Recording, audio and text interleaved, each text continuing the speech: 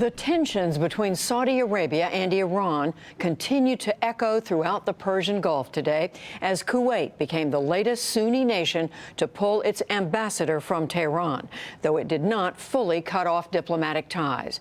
But how is this crisis seen from Iran? We go to William Brangham for that.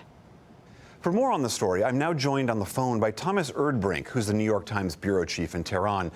So, Thomas, Saudi Arabia executes this Shiite cleric, Nimr al-Nimr. Protests in Iran against the Saudis get out of hand, and the Saudi embassy in Iran is destroyed. You reported this morning that the government likely instigated those initial protests, but did they want it to get as far out of hand as it did? Just today, one of the heads of the Iranian Revolutionary Guard Corps told to the Fars news agency that what happened at the embassy was completely unjustifiable. It should have never have happened, and he was sure that his troops were not involved. And we've been hearing similar comments from other people in the Iranian establishment, which is clearly a sign that either they feel the protests have gone too far, or, of course, they have been shocked by the level of blowback from Saudi Arabia and are now trying to do some damage control. The focus completely shifted towards them because of their own actions. And this is what actually Iranian officials are telling me off the record. Look, we don't like to admit it, but we shot ourselves in the foot by doing this. You report that this crisis comes at a time when Iran was really hoping to emerge as a growing power in the Middle East. They just signed the nuclear deal. Sanctions were soon to be eased. President Rouhani was hoping to be celebrating, not dealing with this. So what does this mean for him and for other reformers in Iran? Mr. Rouhani came to power with the promise of mending relations with other countries. The historic nuclear deal was a clear example of his administration going out, negotiating for two full years, and then getting Iran a deal that its supreme leader, Ayatollah Khamenei, could sign off on. So that by itself was a major boost for President Rouhani.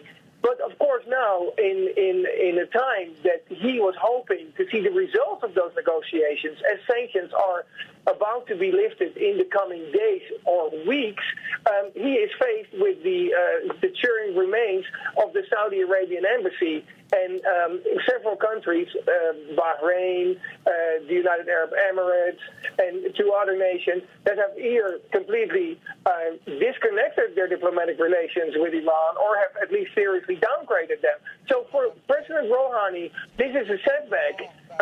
At the same time, he is trying naturally to come out with a more positive spin on this. He's been condemning, like many other officials, what happened at the embassy. And, of course, the Iranians are hoping that in the long run, it will be India and Saudi Arabia that will come out as the bad guy, if you will, out of this. Let's look a little bit more broadly in the region. Does this jeopardize the larger diplomatic initiatives that Iran was involved in, the talks about ending the Syrian civil war and the fighting in Yemen? I mean, what does this crisis do to those efforts? Well, it's absolutely a major obstacle.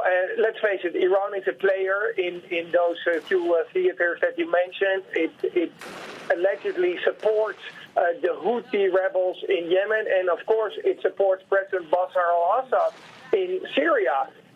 Iran had just, through negotiations, gotten so far that it was invited in these major talks that we are seeing every couple of months on Saudi Arabia.